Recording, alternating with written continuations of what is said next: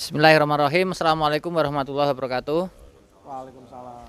Terima kasih rekan-rekan semua yang sudah hadir atas undangan kami pada acara rapat mingguan anggota SMSI Provinsi Lampung pada hari ini di kantor SMSI di Pahoman.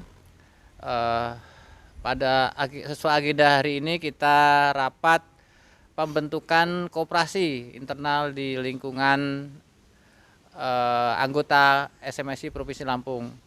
Marilah bersama-sama kita membuka acara rapat kita hari ini dengan lafaz basmalah. Bismillahirrahmanirrahim. Acara selanjutnya sambutan Ketua SMSI Provinsi Lampung kepada Pak Doni Irawan, dipersilakan. Ya, terima kasih Pak Sekum, yang saya hormati rekan-rekan pengurus SMSI Lampung dan jajarannya. Hari ini sengaja memang tidak semua kita undang. Kita undang hanya sekitar 10-15 pemilik media, anggota pemilik media. Dengan maksud tujuan adalah setiap minggu kita akan lakukan bergulir rapat mingguan. Dalam rangka temanya adalah setiap minggu kita buat agenda dengan tema-tema tersendiri, apa yang kita diskusikan. Dan kebetulan hari ini kita sudah mencoba mengagendakan rapat tentang pembentukan koperasi serbaguna ya, serba usaha ya, koperasi serba usaha. Yang kedua adalah kita ingin membentuk SMSI di tingkat Kota Bandar Lampung. Ada dua agenda yang hal penting pada rapat sore hari ini. Untuk lebih jelas, saya mohon Wakil Ketua Bidang Usaha dan Pengembangan Daerah, ya, Saudara Deni, untuk bisa lebih memberikan penjelasan. Silakan, waktu dan tempat kami persilakan. Bismillahirrahmanirrahim. Assalamualaikum warahmatullahi wabarakatuh. Ya, berkaitan dengan satu gagasan yang menurut saya ini sebuah terobosan yang baik ya bagi kita semua, terutama adalah pemilik-pemilik media, gitu kan. Karena Serikat Media Cyber Indonesia Provinsi Lampung ini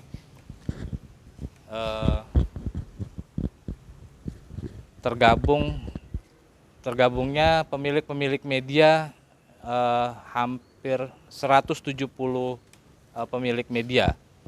Nah, banyak case gitu kan, banyak kasus yang seringkali menjadi curhatan dari para pemilik media adalah bagaimana untuk menjawab problem solving, baik itu di tingkat kesejahteraan pemilik maupun karyawannya. Nah, di sini gagasan yang mau kita bangun adalah bagaimana kemudian terbentuknya satu koperasi serba usaha. Nah, koperasi serba usaha ini adalah sebuah jawaban bagi apa yang menjadi selama ini kendala atau curhatan-curhatan dari pemilik media. Artinya kita tidak melulu menumpukan diri kepada kerjasama dengan pemerintah, tapi juga perlu mendorong sebuah unit usaha, gitu kan, di mana ada bulan-bulan tertentu ataupun hari-hari tertentu yang harus dijawab tidak dengan sebuah MOU atau kerjasama dengan instansi pemerintah ataupun swasta, tapi kita harus mampu berdiri di atas kaki sendiri, kan gitu, dengan dibentuknya satu koperasi serba usaha ini. Nah, tinggal bagaimana nanti kita menentukan jenis usahanya apa saja, gitu kan, atau produk usahanya yang mau kita dorong, apakah jualan beras, apakah jualan kopi, gitu kan. Karena dari berbagai banyak anggota pemilik media yang tersebar di kabupaten kota, gitu kan, ini bisa menjawab solusi apa yang menjadi kendala, gitu kan. Selain di level pengurus, gitu kan, artinya di sini pengurus provinsi menggagas terbentuknya satu koperasi usaha, gitu kan, yang harapannya bisa getok tular atau bisa menularkan ke level kabupaten kota. pun juga bisa menularkan kepada pemilik-pemilik media untuk membuat usaha-usaha lainnya. Gitu. Artinya tidak hanya menumpukan usaha-usaha tersebut di bisnis medianya, tapi juga ada bisnis-bisnis yang lainnya. Sehingga tidak kemudian bergantung kepada pemerintah. Ini sangat elegan menurut saya, bagaimana kemudian perusahaan media itu ditopang oleh usaha-usaha lainnya yang nantinya itu akan mampu mensejahterakan pemiliknya maupun karyawan-karyawannya. Mungkin itu deskripsi secara singkat, Bang. Yang harapannya ini kita diskusikan, kemudian kita bisa buat tahapan-tahapannya, mulai dari legalitasnya, kemudian pelatihan-pelatihan buat pengurus hariannya, kemudian sampai kepada perekrutan anggotanya. Jadi kita akan buatkan form-form secara tertulis, pendataan bagi siapa saja yang akan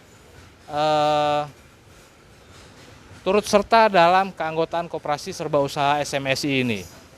Nah, tentu ini akan ditopang dengan yang namanya iuran usaha, Bang. Ada iuran ya? Ada iuran usahanya. Masalah kecilnya nanti kita lihat. Besar kecil iuran ini akan disepakati oleh anggota bersama. Apakah 100.000, apakah 200.000, tapi untuk seterusnya, Bang. Hanya sekali aja. Untuk menjadi modal usaha. Gitu. Jadi saya tanya sedikit. Itu nanti kita pengembangan itu berarti kita juga mungkin perlu menggandeng UMKM ya? Atau gimana? Sangat mungkin, Bang. Sangat mungkin kita gandeng siapapun gitu. Apakah itu pelaku ekonomi UMKM ataukah misalnya pabrikan gitu kan. Jadi tergantung unit usaha yang mau kita jalani ini. Ya. Oke. Mungkin itu deskripsi singkatnya. Mungkin ada teman-teman yang mau tanya? Silakan mengalir aja. Oke. Ada yang mau ditanyakan? Baik, assalamualaikum warahmatullahi wabarakatuh. Sebuah ide yang luar biasa ya, koperasi. Selama ini memang koperasi memang banyak mati suri. Cuma dengan adanya gagasan di bidang usaha sendiri, Saudara Denny, ini merupakan sebuah harapan baru. Tentunya juga menjadi sebuah win-win solution ketika memang ada kawan-kawan yang memang membutuhkan sesuatu untuk kepentingan usaha terutamanya ya, usaha. Hanya saja mungkin tinggal tadi sempat disinggung soal iuran ini tidak berjalan dari dulu. Gimana caranya teknisnya? Itukah apa bisa dibuat semacam bentuk apa regulasi atau semacam keharusan sehingga ada standar seperti misalnya tadi disebutkan 100.000. Dan ini juga memang harus jadi komitmen para anggotanya, jangan hanya bisa minjem tapi berat untuk mulangin. Nah, itu paling itu saja, Ketua. Ya, jadi di sini bedanya gitu kan. Kalau koperasi simpan pinjam dengan koperasi serba usaha gitu loh. Jadi kita tidak untuk menggagas koperasi simpan pinjam. Jadi bisa pinjam, nggak bisa simpan dan nggak bisa balikin gitu kan. Nah, ini yang selalu menjadi kendala bagi koperasi simpan pinjam gitu. Karena kalau koperasi simpan pinjam itu butuh kesadaran lebih gitu kan. Nah, kalau koperasi serba usaha, kita tinggal cari modal usahanya, kita tentukan jenis usahanya apa, tinggal kita bangun hilirisasinya gitu. Bagaimana proses distribusinya. Itu yang tinggal kita buat kesepakatan bersama, Bang, antar anggota. Karena misalnya kita mau jualan beras nih, ya Lampung ini penghasil beras. Kenapa tidak kemudian anggota-anggota kita beli beras di sini? Kemudian ada beberapa momentum misalnya yang kita bisa lakukan untuk bakti sosial misalnya. Kalau itu dalam bentuk sembako, ya berasnya kita siapkan. Iuran-iuran yang terkumpul, belikan berasnya di SMSI. Kemudian ada zakat fitrah misalnya dengan beras. Berasnya bisa beli di SMSI dan bisa kita distribusikan. Sehingga perputaran uang yang ada di dalam koperasi serba usaha untuk jenis usaha jual beli beras misalnya, itu ya putarannya ada di sini. Juga misalnya mau jualan kopi, mana Lampung ini penghasil kopi gitu kan. Tiap hari kita kumpul minum kopi, minimal beli kopinya ya di koperasi ini gitu kan. Pemberdayaan lah ya. Ya. Nah, tinggal kita memulai dari hal-hal yang terdekat gitu.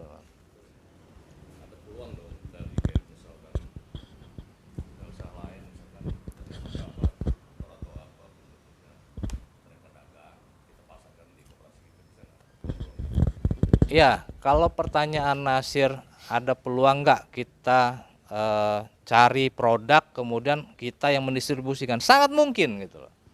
Dan ini yang saya bilang bahwa pengurus koperasi SMSI harus mendorong anggota-anggota pemilik media ini untuk membuat usaha-usaha sendiri gitu loh. Tinggal nanti akumulasinya di koperasi SMSI yang akan membantu proses pemasarannya. Apakah melalui marketplace, melalui website, ya memang ini bidang kita gitu kan. Ini bidang media gitu kan. Artinya sangat mungkin dan sangat mudah sekali kita lakukan ketika kita memang berada di bidang itu sendiri. Artinya melakukan proses branding itu memang adalah pekerjaan kita gitu loh. Nah, tinggal bagaimana kemudian penguasaan dan atas produk yang kita pasarkan, kemudian kita kemas dengan baik gitu kan, dan kemudian kita viralkan. Nah, ini yang menjadi kunci ya, menjadi kunci-kunci yang sebenarnya kalau kita SWOT gitu kan, kekuatan itu banyak kita miliki gitu kan, peluang itu banyak kita miliki, sehingga kalau bicara tantangan dan hambatannya, nah tinggal kita inventarisir. Misalnya tantangannya kita modalnya tidak besar misalnya. Nah, kita mulai dari yang kecil. Tidak harus dari yang besar. Uang 1 juta dimulai dari 100.000 rupiah. Kemudian hambatannya apa? Hambatannya mungkin kompetisi gitu kan. Mungkin sudah ada orang yang memulai terlebih dahulu. Tapi dengan keanggotaan yang kita miliki, ya kita memulai dari anggota. Karena koperasi itu adalah dari anggota, oleh anggota, untuk anggota kesejahteraannya. Itulah yang kemudian kuncinya lagi adalah partisipasi gitu kan. Seperti halnya diskusi yang mau kita lakukan tiap minggu ini. Ya partisipasinya dari anggota gitu. Kalau anggota tidak hadir, maka ya tidak akan ada kemudian pembesaran SMSI itu sendiri. Jadi melalui agenda diskusi rutin mingguan yang mau kita gagas, temanya apa saja, ya tergantung kita. Bagaimana kemudian kita mau membesarkan SMSI, mau membesarkan koperasi SMSI, ataupun mau membesarkan kegiatan-kegiatan yang lainnya. Mungkin itu, Bang, secara prinsip.